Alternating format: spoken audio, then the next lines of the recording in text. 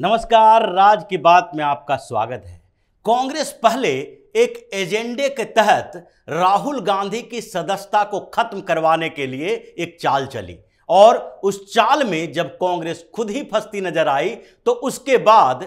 Court से फैसला को रुकवाने के लिए आगे सेशंस कोर्ट में अपील की, लेकिन वहां भी कांग्रेस का एजेंडा फेल होता हुआ दिखाई पड़ा और उन्हें आगे की तारीख मिल गई। सजा के ऊपर न तो निलंबन हुआ और न ही सजा पर रोक लगाई गई, यानी कन्विक्शन के ऊपर स्टे लगाया गया। तो इसके कारण कांग्रेस छटपटाना शुरू कर दी और संसद के अंदर भी पैंतरेबाजी शुरू कर दी। कांग्रेस ने लोकसभा और राज्यसभा दोनों जगह पर राहुल गांधी के लिए नए पैंतरे शुरू कर दिए, लेकिन कांग्रेस का हर पैंतरा फेल होता हुआ दिखाई पड़ा और फिर संसद से निकलकर अपोजिशन पार्टियों को बरगलाकर फिर से संसद से विजय चौक तक तिरंगा यात्रा शुरू कर दी। यानी कि चारों तरफ से अब कांग्रेस ऐसे फंसी हुई है कि छटपटाहट में वो पैंतरे पर पैंतरे चल रही है। तो शुरुआत लोकसभा से करते हैं, जहां पर राहुल गांधी को फिर से जीवित करने के लिए यानी चर्चाओं में लाने के लिए लोकसभा में एक पैंतरा चला गया और लोकसभा में कांग्रेस के नेता अधीर रंजन चौधरी ने स्पीकर ओम बिड़ला को एक लेटर लिखा। उस लेटर में कहा गया कि कांग्रेस के नेता राहुल गांधी की सदस्यता खत्म करना यह भारतीय जनता पार्टी की बदले की मानसिकता दिखाती है, क्योंकि जिस तरीके से आनन फानन में यह फैसला लिया गया वो सही नहीं है। इसके ऊपर लोकसभा के अंदर चर्चा होनी चाहिए। अब जब चर्चा होगी तो राहुल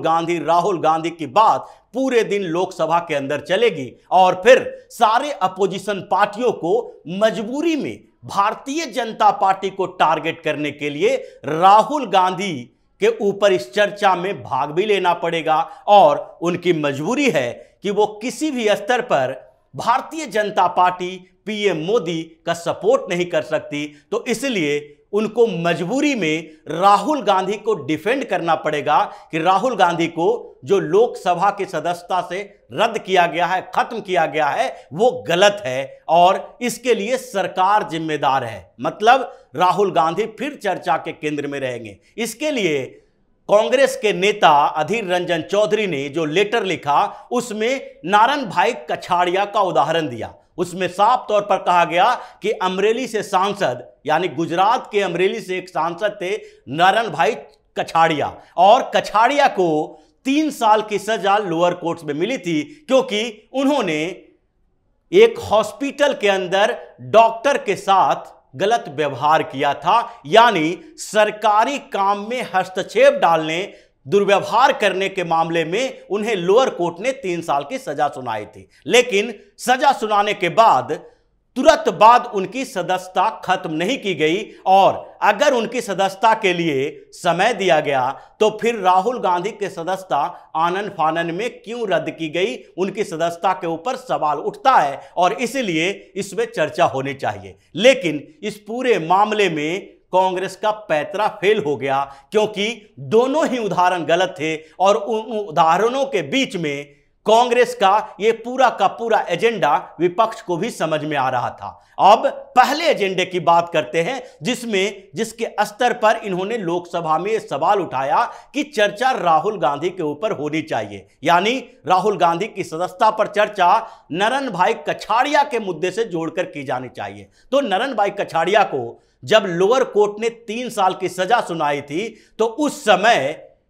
सुमित्रा महाजन लोकसभा के स्पीकर थी, रामनाथ कोविंद राष्ट्रपति थे और वैसे समय में जैसे ही उनको सजा सुनाई गई वैसे ही कांग्रेस के गुजरात के नेताओं ने स्पीकर के सामने एप्लीकेशन देना शुरू कर दिया कि आप देखिए कि इनको सजा मिल गई है, इसलिए इनकी सदस्यता तत्काल प्रभाव से खत्म कर दी जानी चाहिए। फिर जब स्पीकर के यहां कोई गुहार इनके काम नहीं आई तो फिर ये राष्ट्रपति रामनाथ कोविंद के पास भी गए और वहां पर भी उन्होंने एक दरखास्त दिया कि क्यों न सजा मिलने के बाद नारायण भाई कछाड़िया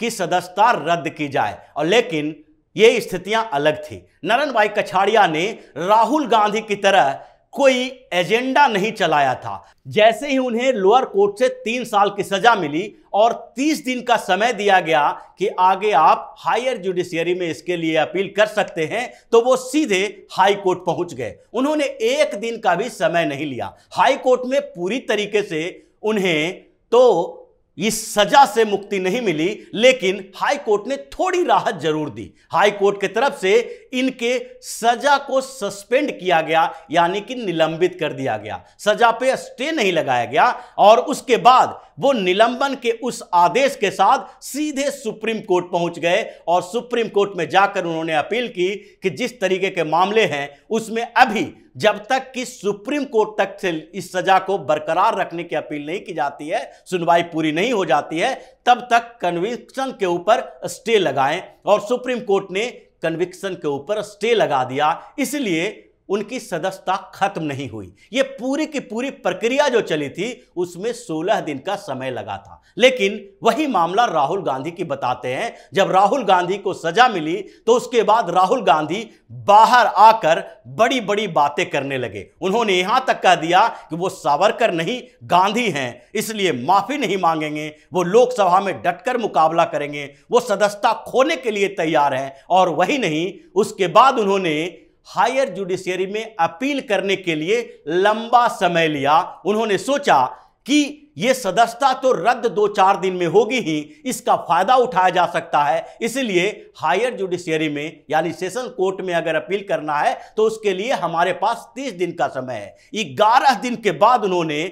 सेशन कोर्ट में जाकर अपील ही दायर की और उसके बाद अब जब छटपटाहट हो रही है, क्योंकि सेशंस कोर्ट में भी समय दिया गया है, 13 अप्रैल को फिर सुनवाई होगी। उस सुनवाई के बाद दूसरे पक्ष का मामला सुना जाएगा और फिर यह तय किया जाएगा कि स्टे लगाया जाए या नहीं। अगर स्टे नहीं लगाया गया तो फिर राहुल गांधी की सदस्यता की ही बात नहीं है, जमानत की बात भी है, और जमानत भी मिल गई तो उसके बाद अगर यह सजा बरकरार रह गया तो वो फिर अगले 6 सालों तक चुनाव भी नहीं लड़ पाएंगे। ये पूरा का पूरा मामला जब फंस गया है तो पहले लोकसभा में ये पैतरा चला गया कि राहुल गांधी को केंद्र में लाओ, उनके ऊपर चर्चा करवाओ, और जब चर्चा होगी दबाव बनेगा और जुडिशियरी के ऊपर भी दबाव बनेगा। जैसा कि ज्योतिरादित्य सिंधिया ने साफ तौर पर कह दिया कि राहुल गांधी अपने पर्सनल लीगल मामले को पूरे देश का मामला, पार्टी का मामला बता रहे हैं और यह उनकी स्वार्थी है कि न्यायपालिका पर भी दबाव बनाने की कोशिश कर रहे हैं। वो अपनी पूरे नेताओं की फौज के साथ कोर्ट में जाते हैं, पूरे लीगल टीम के साथ जाते हैं, बाहर में प्रदर्शन करवाते हैं ताकि जज के दिमाग में बैठ जाए कि इनके फैसले पर और इनको जो सजा मिली है उसके ऊपर स्टे तो लगाना जरूरी हो गया है। लेकिन लोकसभा में ये सारा पैतरा फेल हो गया, उनके ऊपर चर्चा नहीं हो पाई और अब बजट सत्र खत्म भी हो चुका है। इसके बाद उसी समय राज्यसभा में भी एक मामला ऐसा ही उठा। मल्लिकार्जुन खड़गे ने राज्यसभा में सभापति जगदीप धनखड़ के सामने एक अपील की और वो पॉइंट ऑफ ऑर्डर उठाए कि इस समय जबकि राज्यसभा में कार्रवाई चल रही है और केंद्रीय मंत्री पीयूष गोयल ने परोक्ष तरीके से ही सही लेकिन राहुल गांधी के बारे में कही है कि माफी मांगे। उन्होंने ब्रिटेन में जो भाषण दिए थे, जो देश में लोकतंत्र के खतरे की बात की थी और विदेशों से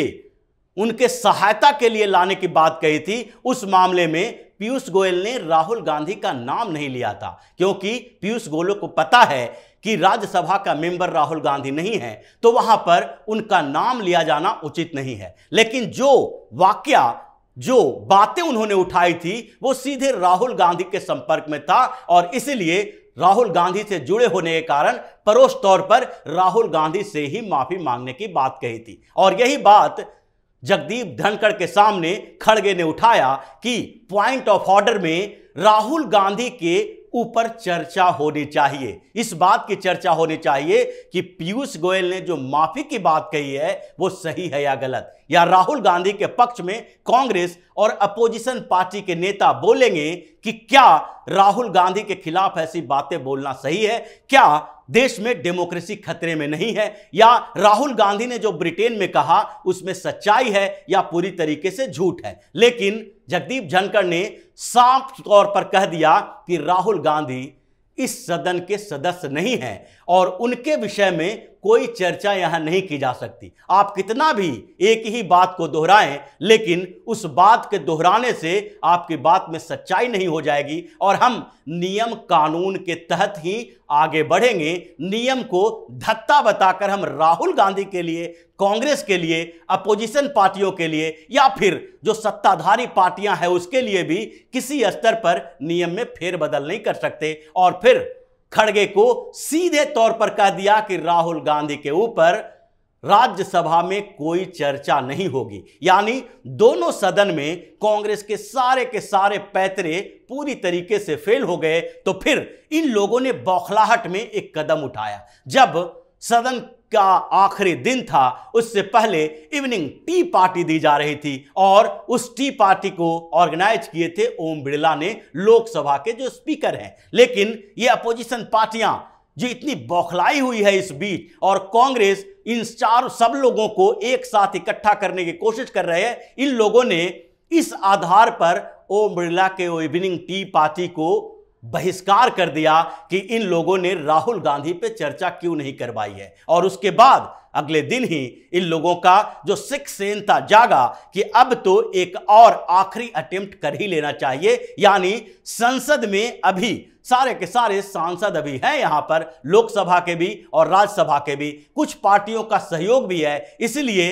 अंतिम समय में यह कर लेना चाहिए कि आज आखिरी दिन में इन लोगों ने कम से कम एक यात्रा निकाली, राहुल गांधी को चर्चा में लाने की कोशिश की। और इसलिए कुछ अपोजिशन पार्टियां, NCP, Samajwadi party, CPI, CPM और डीएमके, इन पार्टियों के कुछ सांसदों के साथ इन लोगों ने संसद से विजय चौक तक तिरंगा यात्रा निकाला। लेकिन इनका यह पैतरा भी टाए टाए फिस हो गया, क्योंकि उसमें किसी भी दूसरे नेता ने न राहुल गांधी की बात की, न राहुल गांधी और कांग्रेस के एजेंडे की बात की, बल्कि सब अपने अपनी डफली, अपने अपने राग अलापते रहे। और दूसरी तरफ उसी समय प्रधानमंत्री नरेंद्र मोदी ने एक ऐसी बात कही है जिससे कांग्रेस के अंदर और विपक्षी पार्टियों के अंदर खलबली मची हुई है। भारतीय जनता पार्टी के फाउंडेशन डे के अवसर पर प्रधानमंत्री नरेंद्र मोदी ने साफ तौर पर कह दिया है कि ये जितनी पार्टियां हैं विपक्ष में बैठी हुई,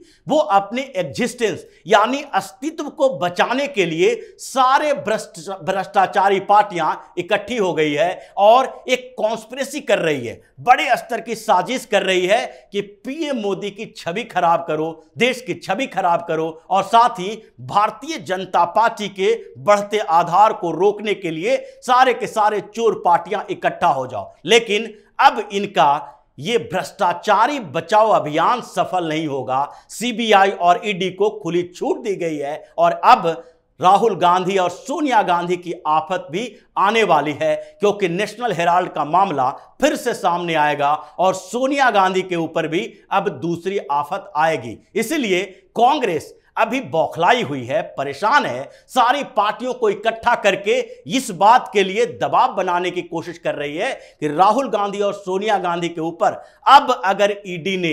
किसी तरीके की कार्रवाई की तो सिर्फ कांग्रेस नहीं बल्कि सारी की सारी अपोजिशन पार्टियां इकट्ठा हो और इन दोनों के लिए संघर्ष करें, क्योंकि उन पार्टियों में भी जो भ्रष्टाचारी नेता हैं उसके लिए कांग्रेस उनके साथ खड़ी रहेगी। ये भ्रष्टाचार का जो समाजवाद पनपा है, इसके कारण अब इन लोगों को लगने लगा है कि या तो सीबीआई और ईडी को मोदी रोक दें या फिर ये लोगों का अस्तित्व खतरे में जो पड़ रहा है उसके लिए एक नया परसेप्शन क्रिएट किया जाए कि प्रधानमंत्री नरेंद्र मोदी पूरे के पूरे अपोजिशन को खत्म करने की कोशिश कर रहे हैं। और जब अपोजिशन नहीं है तो लोकतंत्र नहीं है, यानी कि लोकतंत्र खतरे में है। इस बात को बढ़ा चढ़ाकर बताया जाए और लोगों को कंफ्यूज करने की कोशिश की जाए। तो इसी तरह की खबरों के साथ फिर से हाजिर होंगे, तब तक के लिए बने रहिए हमारे साथ और देते रहिए हमें सहयोग, ताकि इसी तरह की खबर हम आपके लिए लाते रहें। धन्यवाद।